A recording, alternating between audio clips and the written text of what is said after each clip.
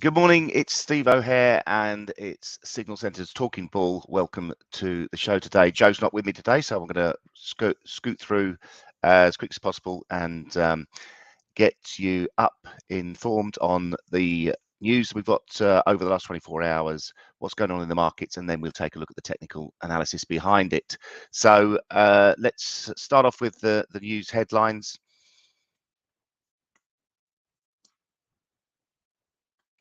US producer prices declined 0.5% for March compared with expectations of a small increase, and the sharpest decline for 3 years. Year-on-year rate declined sharply to 2.7% from 4.9% previously. Core prices also declined, with the annual rate slowing to 3.4% from 4.8% previously. And this was the lowest reading since April 2021. US initial jobless claims increased to 239,000 in the latest week from 228,000 previously, which was above consensus forecast of 232,000 and the second highest reading of the year. Continuing claims declined slightly to 1.81 million from 1.82 million the previous week. The data reinforced expectations of a weaker economy and reduced inflation pressures. The gap between US and German yields narrowing to near 100 basis points, and the narrowest gap since August 2021. The dollar was subject to renewed selling after the US data releases, and the currency index to fresh 11 months lows during the day. Bank of England chief economist Pills stated that the high frequency indicators suggest that momentum in wage developments appear to be easing. He added that the latest data is somewhat disappointing, but still much better than central bank forecasts from late last year. He warned that inflation may be bumpier than expected, but still expects a sharp reduction in the second quarter, primarily due to very favorable base comparisons. The latest US retail sales data is due for release today. Consensus forecasts for a headline and core decline of 0.4%. A weaker than expected report should reinforce market recession fears. So, doesn't feel great, does it? That's why the headline of today's show is not liking that Friday feeling. But anyway, let's get into the markets. Please feel free to join in and to ask me to look at different markets that I may not be covering. I'm just going to go through the main ones unless asked otherwise. So we'll start off, as we normally do, with the cryptocurrencies. Bitcoin. Bitcoin's extended higher. We're in this is the daily chart, and I could show you this band of resistance that we've got, which goes way back. Goes back all the way to early 2021 levels, which when we first found decent support around this 30,000 area after we made a high around about the 42,000 level, came back, found some support here, extended higher. The rest is a bit like history. Let me just concentrate on the main chart, and we have formed a really nice bottoming formation, bit of an inverse head and shoulders. We're looking at a double bottom really forming on the double bottom stroke inverse head and shoulders formation. The measured move target for it from the neckline is 35,000. We're trading at 31,000. This is the highest level we've been since 6th of June last year. So looking very promising indeed, and marching on towards that measured move target of 35,000. Again, overall, I remain long-term bearish of this, but we're putting in a decent shift down here, a really nice break since we broke through that 25,000 area neckline of this inverse head and shoulders formation. So that, feels pretty good. Ethereum has actually really struggled to make it to the heady heights of August last year. This 2032 level. We've taken it out this week, and we'll show you that it actually managed to do that this morning, and overnight we've pushed through the resistance and broken higher. Next real resistance that we see on the chart is around about the 2400 level, and yeah, no real signs of this slowing down. A nice double bottom formation there. We'll look for the measurement target as well next week. And XRP also breaking higher over the last few hours, and we've back up to resistance we had at 54.5, and we've got the real target area of resistance at 58.5. So we'll be surprised to see that hitting that over the next few days. A nice break since we've broken through that downward trending resistance line and we did that back on the 20th of March. That was the first real signal that prices had good potential for moving higher. So let's jump into commodities. I've got a big yeah, we've had a well, we've had a lot of interest in gold. We've been looking at gold over the last few weeks and months, been quite good at that, especially on the gun to head trade idea. It's worked out quite nicely. That seems to be moving higher, and there's no real sign of this bad boy slowing down as well. We had this symmetrical triangle formation, which we broke up through on the 4th of April. We've came back down and retested it, got down to 1980, around 1980, 85. That's the sort of like interim level of support now, and we've projected higher from there. 3 solid days of price action to the upside, really looking to target those that swing high that we got in March 22, and also don't forget the all-time high from August 20. So projecting higher, looking really strong as we move into the end of the week. This dollar weakness having a massive impact on gold price, but also we've got that safe haven flavor smoking about in the background. Crude oil, this has extended higher. It's got the break higher since the OPEC plus nations said they were going to cut oil production. We've had a gap left on the charts over the weekend of the 31st of March to the 3rd of April, and it's been a real breakaway gap. So this is looking pretty promising, although we are finding a little bit of resistance now at the 200-day moving average coming in today around about just above where prices are trading at the moment, trading just below the $82 level, around at 82.50 is the 82.62 in fact is the 200-day moving average. So a little bit of a cap on the advance and a little bit of a small reversal yesterday, leading to further negative price action this morning. Not a great deal, but nevertheless it slowed down. Similar sort of price action on the Brent crude oil, different levels of course. That's still trading just under a $4 premium to WTI crude oil, but yeah, just and also we can see that hasn't quite reached that 200-day moving average, so further resistance up ahead for the Brent crude oil. Natural gas hugging those lows. It feels like that we're putting in a bit of a shift on the downside here around about the 210 level on this chart. Price action over the last couple of days has been negative, pulling back from that 233 level and really under pressure. When this, or if this does break lower, I'd expect to see quite a fast accelerated move to the downside.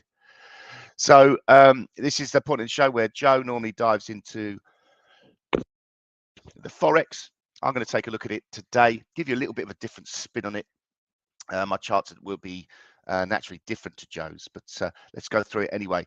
Start off with, well, like he does, with the dollar index, and you can see these 11-month lows, and yeah, broken through that support. So the swing low from the 2nd of Feb, when we got down to 182, we've broken that. We've got down to 178.80 and just held around here. So this could be quite a key day for the dollar index overall. Obviously, most of the dollar index is made up of euro dollar, so we'll take a look at that as well and see how that's done over the last 24 hours. And you can obviously see it is breaking up. It's actually approaching a 78.6% Fibonacci retracement level of the down move from 10th of Feb. We can actually, what I'll do is I'll take this chart a little bit higher, get the entire down move from May 21 all the way down to the lows we saw in September 22, and we're still a little bit of a way off this 61.8% fib. And for me, this is quite a key area of resistance. We can see this band that we traded between November 21 and February 22, and we're approaching that sort of level. That's up at the 112.20 area, that 61.8% fib. So a little bit of blue sky between there and where we are now. So further upside wouldn't be a surprise in euro dollar. So further dollar weakness adding to the inflated prices of those commodities. Take a look at cable. Also, we've broken through that resistance level that I have highlighted here. This was looking for that. Well, it's really been a channel, even going back to maybe the channel started when we first broke through November 22. And this is the bottom of the channel. Here's the top of the channel, and we're through that channel top. Now, again, let's see if the dollar can make any sort of fight back. It's we've broken through that resistance from the 4th of April swing high, and further upside really targeted now 126.50. That's the sort of area that we're looking at as the next major resistance. That'll be from this swing high we got in May 22. And dollar yen, I've looked at this week in the gun to head. We're going to go through the gun to head trade ideas in a minute, but we'll sort of like just finish these off. Dollar yen under pressure, bearish outside candle. This formation, this negative formation that was formed, an evening doji type formation, and follow through price action to the downside yesterday. And around those, we get a crossover actually on the 55 and the 100-day moving average.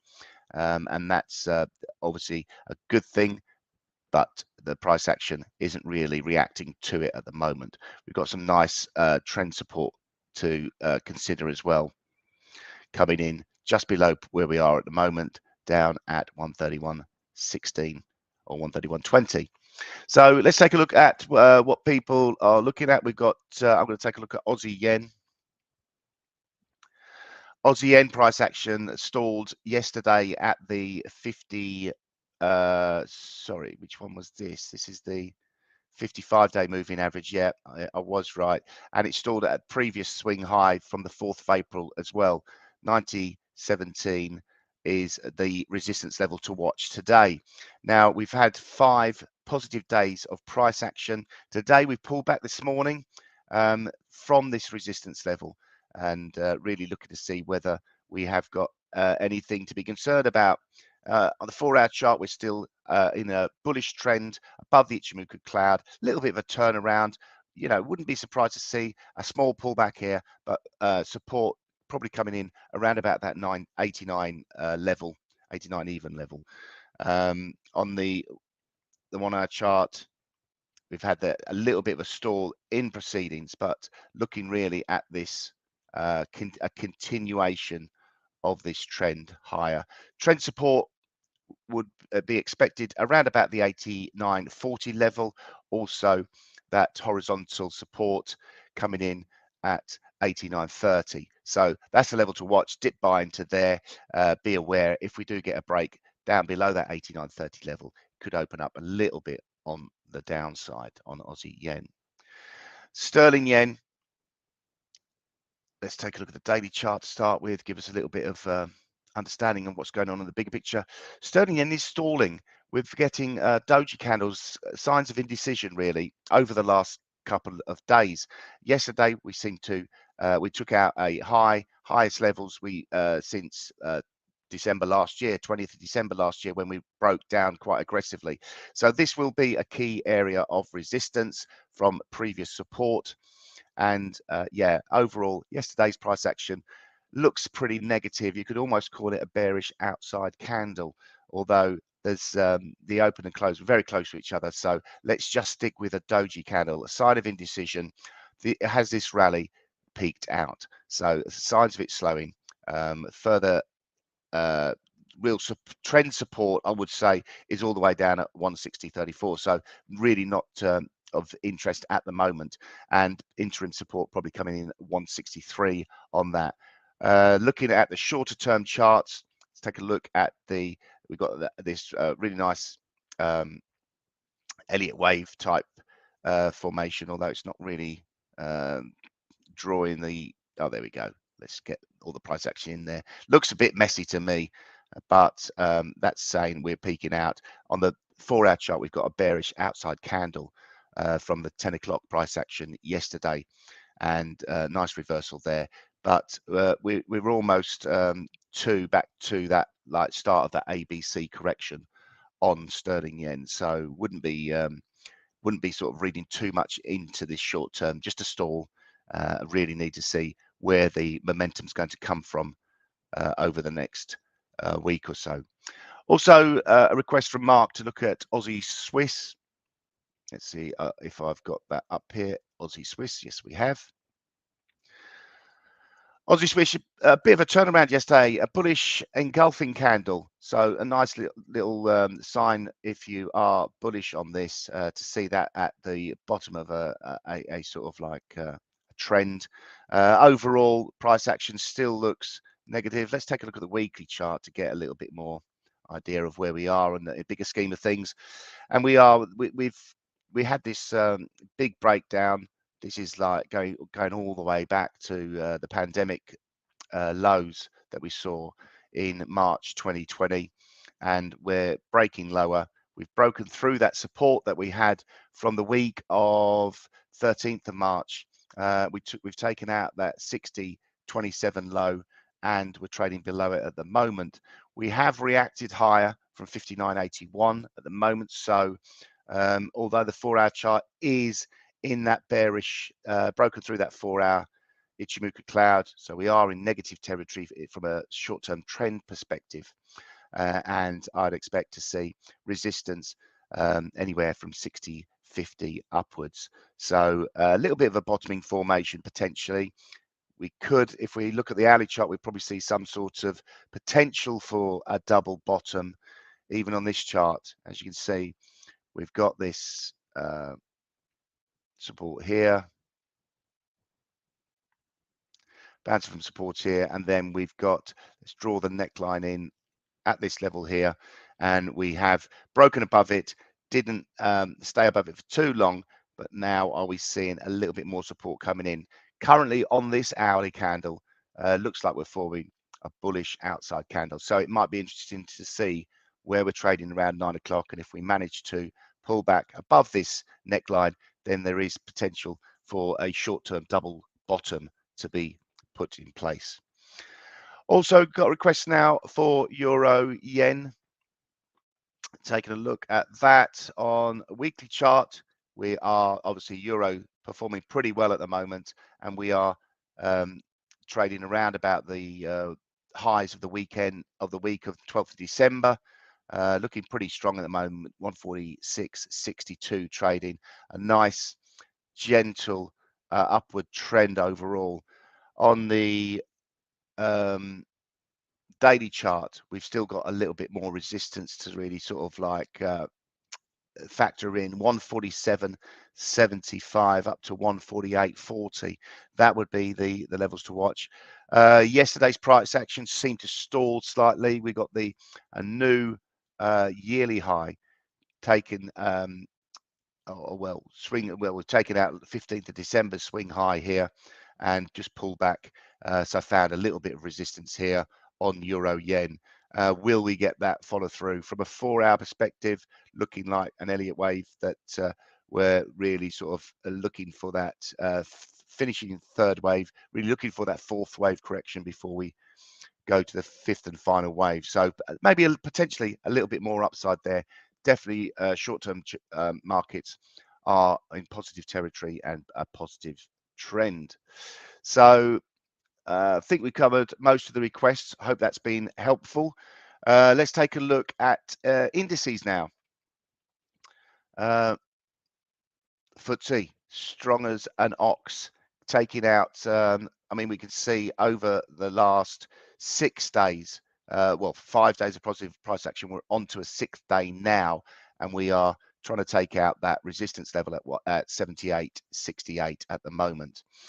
We had a support turned into resistance which we're trading around. We closed just above it yesterday, that 78.50 level. So that could factor in today, 78.50. Although we have had quite an extensive rally indeed on the FTSE. So wouldn't be surprised to see that sort of slowing down as it runs into this resistance area.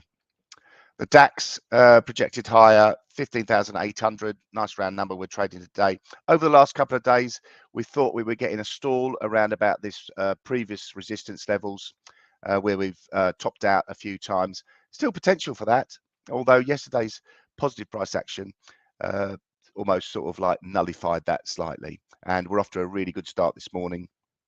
Next real level of resistance, really up close to those all-time highs at 16,300, not a long way away now, 500 points away, and that's only like a few days of the average true range. Good day for the Dow yesterday, trading around this, well, trading nicely around that 9-day moving average. That was ended up being support yesterday. Projection higher, now looking to target that area of resistance that we've got, the band of resistance that we've got around about the 34,300 up to 34,550. And NASDAQ, again, pretty decent day, bullish engulfing candle, looking to target the resistance that we've got around about the 13,250 level. Above that, we should run into further resistance at 13,727. And also we've got the double bottom formation measured move target at 13,855. And S&P's in that bullish channel. We can look at the weekly chart that we've talked about, this bearish overall channel. We did close above it last week, and we seem to be extending higher again, looking really to target that resistance up near the 4,200 level. And the daily bullish channel looks like it's still going strong after yesterday's price action. Felt like it was stalling on Wednesday, but projected higher. So that's looking pretty good. Let's see if we can dive in and get some. Let's go to what we do next, what we enjoy next. I think I've covered all the markets that you asked me to cover. So looking at the gun to head, normally two of us, me and Joe, both pick a trade, have a stop and a target, enter the trade live on air, and have a risk reward of 2-to-1 or better. Trades get closed automatically just before 9 o'clock unless we hit the stop or the target, and we risk 1% of capital. So we're trying to sort of show you how difficult trading is, and that's you know, that's something that we have to really consider.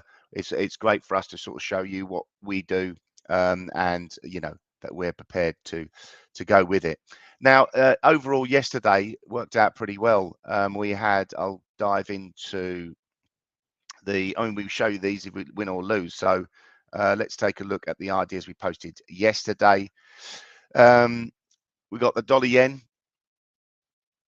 That got very close to the stop actually after a couple of hours of trading. Got up close to that stop. The stop was at 133.44. Stalled around about the 133.40, so just managed to stay in there. And then we had that extension to the downside on the dollar yen and managed to hit target after a couple of hours. So that played out really nicely. That was my idea yesterday on the show. And also Joe went with Euro Oz, and he was selling that as well, looking at this triangle formation. And again, that played out pretty nicely. Once it broke that that upward trending support line, we did manage to take a decent return out of that as well. And then you can see at 9 o'clock closed out nicely on side around about the 162.87 level. So they worked out pretty well yesterday, and we're looking for another trade today. Whether Joe adds one in, I think he's a bit busy today with his hands full with kids and everything. So let's jump on to our Oanda. This is our choice of trading platform, trading venue for through the TradingView platform. And yeah, we're looking at, let's take a look at the hourly chart. So really looking for sort of some signs of price action, stalling, stroke, reversing, Euro Oz pulling back, Euro dollar, sterling dollar. It feels like the dollar's going to get whacked into the weekend. So Really looking for a little bit of a sign of something giving me. I mean, dollar Swiss again looks under pressure. Euro New Zealand dollar, that looks. Let's go with this. I mean, I quite like the sign of this bearish pennant.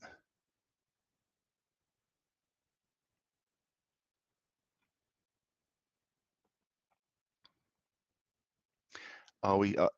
Do we have room for a further extension lower? After yesterday's, quite like this bearish outside candle, quite a decent end to a trend as far as price action is concerned. Quite a strong reversal there. We've seen them in the past, and you seem to get, once you do get this reversal, you've seen a little bit more extension on the downside. It's just whether we can time it right. That's the main thing. But yeah, I'm going to go with Euro New Zealand dollar, looking to get some sort of 179. We're trading around 175.56.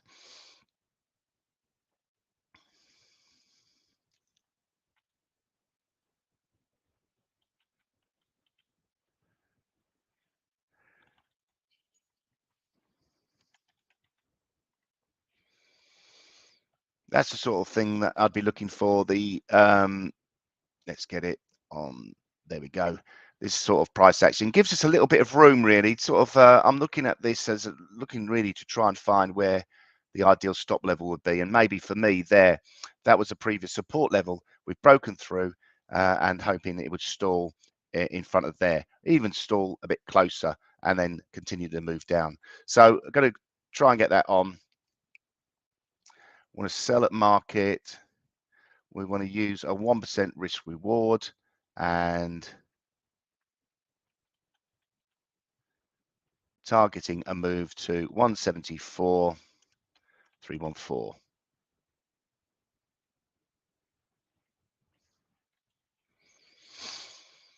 Gives us a 2.3 to 1 risk reward, so quite happy with that. Going with that. We're short Euro New Zealand dollar. Let's see if that can play out today. And yeah, happy with that one. So let's take a look at what we've got, the events for the next 24 hours. US retail sales later, US University of Michigan Consumer Confidence Index. Again, we'll get a real sort of like highlight of consumers' confidence. And the events for next week, UK consumer prices and the global PMI data. And that's what we've got. That's a wrap for this week. Good luck with trading for the rest of the day, guys. Have a nice weekend, and we'll see you, both me and Joe, back on Monday. Take care.